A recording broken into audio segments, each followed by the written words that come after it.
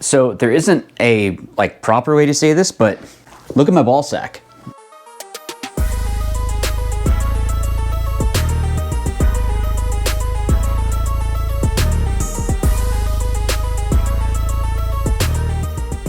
So I wanted to go over the ball sack. So they were kind enough to send one over, and there is going to be a giveaway later, so make sure that you're staying tuned. But it's a really cool idea, and it's something that I wanted to, one, ask if I could do a giveaway for you guys. And also, it's just, innovation in paintball is good. Like, so having something like this is really, really awesome. So first things first is the material that it's made out of. You're not going to be able to, obviously you can't feel it through the video, but the material it's made out of is kind of similar to kind of like the bunkers themselves. So it's super durable. I saw a picture that they had where they had one of them filled up with like 20 something pounds of water, and it was hanging for like 2 months and there was no failure. So definitely good stitching in there, but also it's going to be able to hold on to whatever it needs to. What's also going to help with this material is keeping a lot of the moisture out. Is it going to be 100% keeping all the moisture out? No.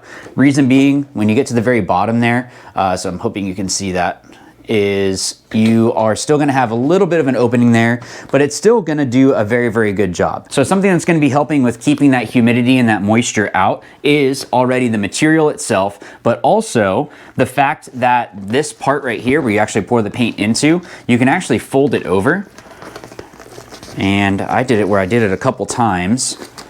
And when it hangs, it can still keep kind of sealed. Same thing when it's also setting down.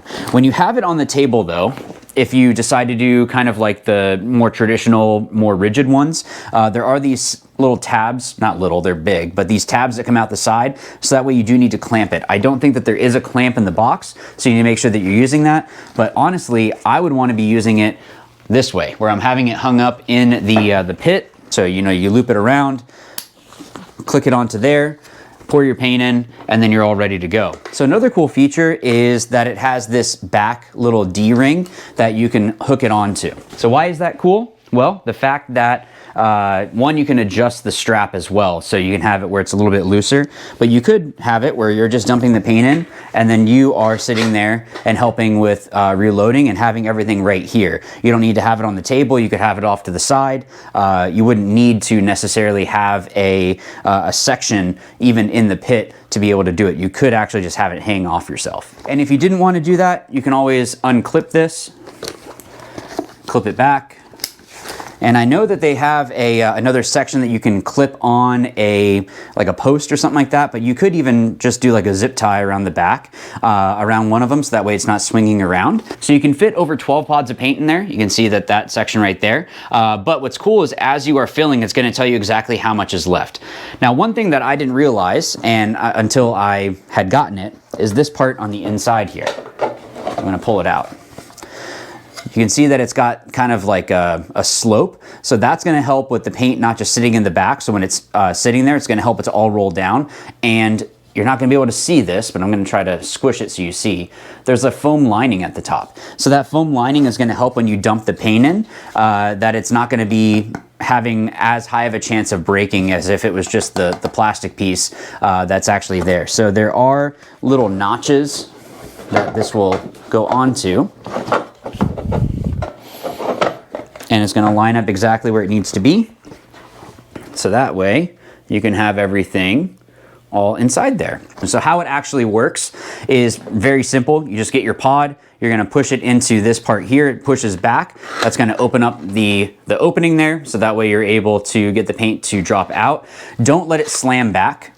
If you do that, it probably will break paint in there, but I was even putting my finger in here, and it's not a whole lot of tension, so it's not gonna be a super high chance of it, you know, slowly going back and breaking paint, but you just want to make sure that you're not like letting it slip out and going like that, or else it will have a high chance of breaking paint inside there. But the fact that the spring is not too tight, but not too loose.